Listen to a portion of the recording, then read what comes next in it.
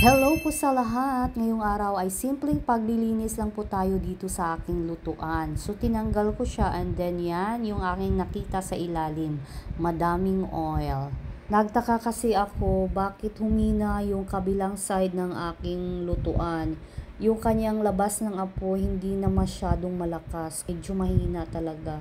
So hindi madaling maluto kapag gagamitin mo siya kapag mahina na yung apoy niya, yung paglabas ng apoy. So ayan, nilinis ko siya muna, tinanggal ko and then yan medyo isinali ko na rin yung sa kabilang side para at least malinis na yung dalawang burner ng aking lutuan. So chinek ko din yung ilalim niyan.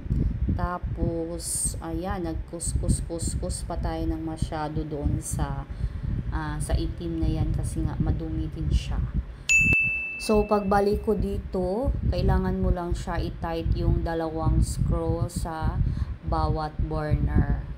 So, ayan, malinis na yung ating lutuan. So, mga years din siya na hindi ko siya natanggal.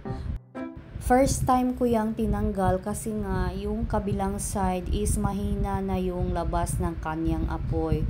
Tapos isinali ko na lang yung kabilang side para at least malinis ko yung dalawang burner ng aking lutuan.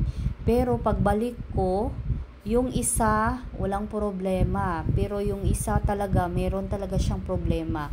Mahina pa rin yung kanyang labas ng apoy. Siguro ipapacheck up ko na lang tong aking lutuan kung ano ba talaga yung dahilan kung bakit mahina pa rin yung labas ng apoy.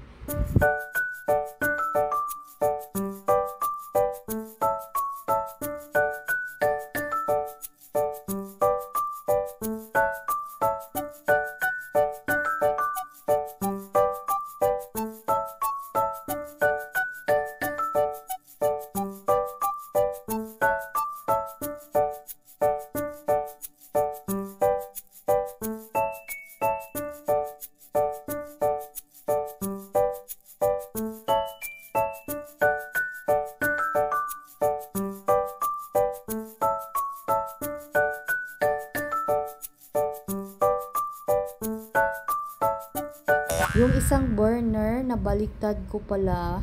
So, tinanggal ko naman ulit. Tapos, ibinalik naman. Kasi nga, kapag mali yung pagbalik natin, ayaw lumabas ng apoy. So, ayan. Malinis na yung ating dalawang lutuan na burner.